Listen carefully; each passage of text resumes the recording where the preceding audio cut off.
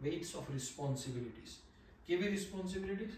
Bill ભરવાના છે, તો કોલેજની ફી ભરવાની છે, અમુક એવા ડિસિઝન લેવાના છે, અમુક એવી એક્સપેક્ટેશન હશે કે જેની અંદર આપણને બહુ ટેન્શન આવી જાય. આપણને એવું થાય કે મને નહીં ખબર મારી ફી કેમને હું ભરીશ, મારું મોર્ગેજ કેમને હું ભરીશ, ગાડીનો હપ્તો કેવી રીતે હું બહાર કાઢીશ. It will be all comes. એ રિસ્પોન્સિબિલિટી આવશે, તમારે લેવી પડશે. પણ જો સફળ થવું હોય ને તો એમાં દબાણમાં નહીં આવી જવાનું. Don't get discourage. કેવી રીતે? તો પ્રભુનું વચન આપણને કહે છે કે I can do all thing through Christ who strengthen me.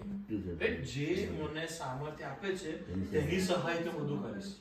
પ્રભુ સહાય પૂરી પાડશે કોઈ બી રીતે, મિત્રો દ્વારા, ચર્ચના લોકો દ્વારા, સોસાયટીના લોકો દ્વારા, કામના લોકો દ્વારા, ગમે તે રીતે એના દેવદૂતો દ્વારા મોકલશે, પણ પ્રભુ એ આપશે સહાય. એટલે વાસ્તવિક દુનિયા માટે છે ને આપણને એવું લાગે કે આપણે તૈયાર નથી, પણ એ તૈયાર આપણે ત્યારે જ થઈ શકીએ કે જ્યારે આપણે પ્રાર્થના કરીએ, પ્રભુનું માર્ગદર્શન જોઈએ અને પ્રભુએ જે આપણને એના લોકો આપે છે ને આપણે એની સંગતમાં રહીએ. We stay in those people. અને છેલ્લી બાબત કે temptation to drift spirituality means કે આપણે આત્મિક બાબતોથી છે ને ઘણી વખત બહુ દૂર જતા રહીએ છીએ. આપણા માટે ચર્ચ, દેવળ, કામ જ્યારે નાના હતા ને તો આપણે હું ક્વારમાં બેસતો હતો, હું પ્રભુનું સેવિકાનું કામ કરતી હતી, કે હું બીજું કશું હતું. પછી મોટા થઈને કોલેજ ગયા અને કોલેજમાં બી થોડું થોડું ચાલુ રહ્યું, પણ પછી હવે શું થયું તો જોબ થઈ ગઈ. રવિવાર એક જ દિવસ મન મળે છે આરામ કરવાનો, બીજો કોઈ દિવસ થતો નહીં, મારાથી ચર્ચમાં નહીં ચાલતો. That is how not we should do. ગમે ત્યાં જાઓ, ચર્ચ ગમે કે ના ગમે, રાઈટ? આપણું ગુજરાતી હોય, ઇન્ડિયન હોય, હિન્દી હોય, પાકિસ્તાન, ગમે તે, પોલિશ હોય, ગમે તે, એઝ લોંગ એઝ આપણું ચર્ચ છે, go in the church every Sunday. કારણ ખબર છે? યોહાનને લખેલી સુવાર્તા 15મો અધ્યાય અને 5મી કલમમાં એવું કહે છે કે હું તો દ્રાક્ષાવલ્લો છું અને તમે ડાળીઓ છો. જે મારામાં રહે છે, હું તેનામાં રહું છું, તે જ ઘણા ફળ આપે છે. કેમ કે મારાથી નિરાળા રહીને તમે કશું કરી શકતા નથી. If we are drifting away from the God, we will not able to do anything. પૈસા હશે, બધું હશે, પણ આપણાથી કશું નહીં થઈ શકે.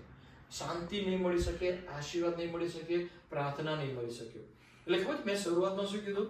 જેરેમિયા ચેપ્ટર 29:11 કે પ્રભુએ એવું કીધું છે કે જે ઈરાદા હું તમારા વિશે રાખું છું તેઓને હું જાણું છું, એવું યહોવા કહે છે. ઈરાદા ભવિષ્યમાં આશા આપવાને માટે વિપત્તિને લગતા નહીં પણ શાંતિને લગતા છે. પણ ક્યારે?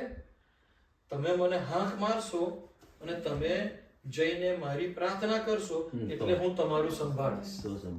એટલે આપણે પ્રભુને હાંક મારવાની, આપણે પ્રભુની પ્રાર્થના કરવાની. આપણે વિપત્તિમાં હે ને તારે એને હાથ મારવાની અને આપણને જ્યારે શાંતિ જોઈતી ને તારે આપણે એને બોલાવવું. પ્રભુ એવું બીજું આગળ એવું કહે છે 13મી કલમમાં કે તમે મને શોધશો અને તમે ખરા હૃદયથી મને ઢૂંઢશો ને હું તમને મળીશ.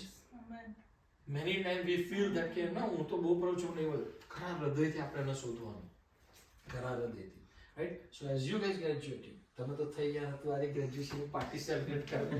It is our prayer and our hope કે પ્રભુ તને સહાય કરે, મદદ કરે, એની કૃપાની અંદર ધરી રાખે, રાઈટ? હું રશ્મિકાંત ભાઈને કહીશ કે એના માટે સ્પેશિયલ પ્રાર્થના કરાવશે અને આપણે બધાના તરફ હાથ લાંબો કરીશું કે જેથી જોશુઆને માટે પ્રભુનો આશીર્વાદ મળે.